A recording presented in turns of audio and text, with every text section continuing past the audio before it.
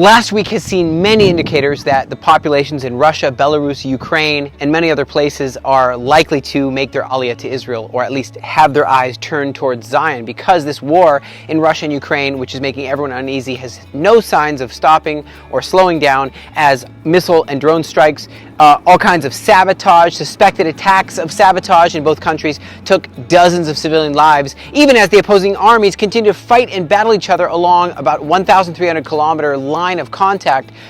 Far behind the front lines, however, civilian homes and infrastructure have been destroyed, damaged in both countries, even in main towns. In other developments, several reports have emerged of veterans that have returned from the war front, return home to Russia, find that everyone's addicted to drugs. Reports have also surfaced of veterans committing terrible crimes in the communities they returned to. Some analysts said that this shouldn't come as a surprise, because many of those that were sent to fight in Ukraine were criminals who were given released from prison time or a pardon in exchange for joining the army.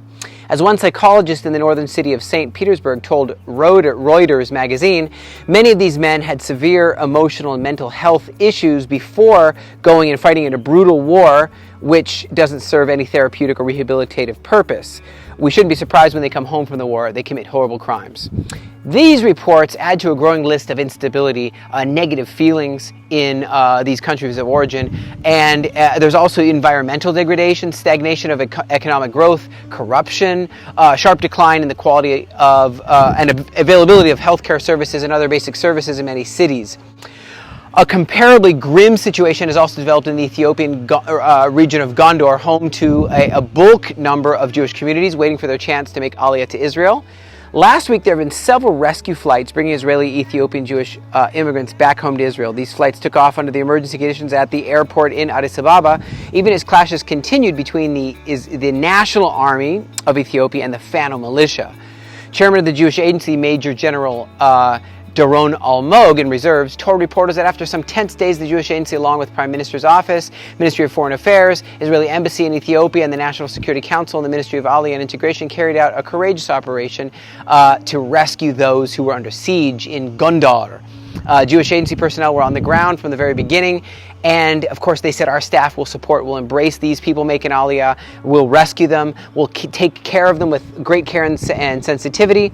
And they said that this whole rescue mission was all about sharing the commitment to Israel and a strong dedication to our people wherever they are. We will not abandon any Jewish person anywhere in the world who needs our help on the ground. Minister of Aliyah and Integration, Ofer Sofer, added, congratulations on the great success of these Israelis, and they are eligible for Aliyah under the law of return. And he says, we extend a warm welcome to these who have been rescued as new citizens who are eligible to return here, as others have done from Ethiopia. And of course they will facilitate their transportation. Upon arrival, organizations need to step up and help them with all their needs to facilitate their adjustment, integration, attachment, absorption into this land of promise.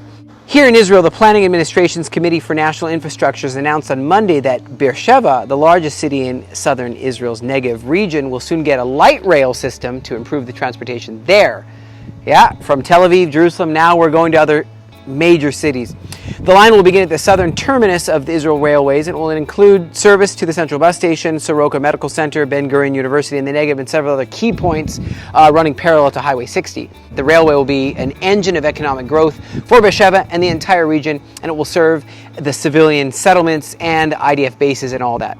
So what does all this mean? The remaining Jews living in Russia, Belarus, and Ukraine are running out of reasons to stay in those countries, as the list of reasons to stay there is dwindling rapidly. The last 18 months have really seen a large number of Jewish people from those kind of areas in the former Soviet Union arriving to Israel, and the trend is only increasing. Having fled the war, economic hardship, and much more, loss of loved ones, very hard time, very few possessions, very, very little money.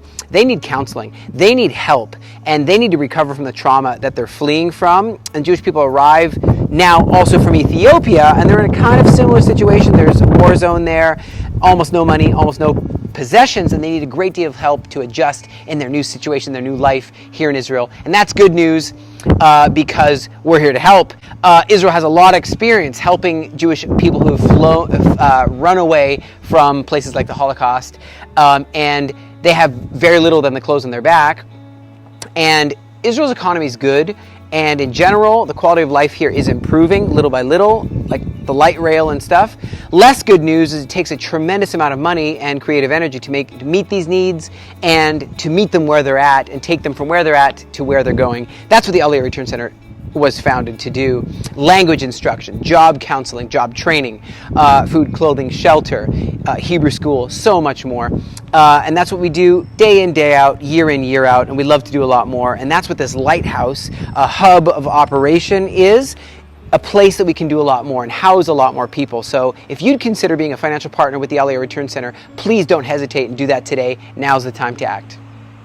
God bless Israel. God bless the Aliyah Return Center. Thank you so much for joining us. We look forward to keeping you posted as to the latest developments that relate to Aliyah and return and restoration. God bless you from the land of Israel.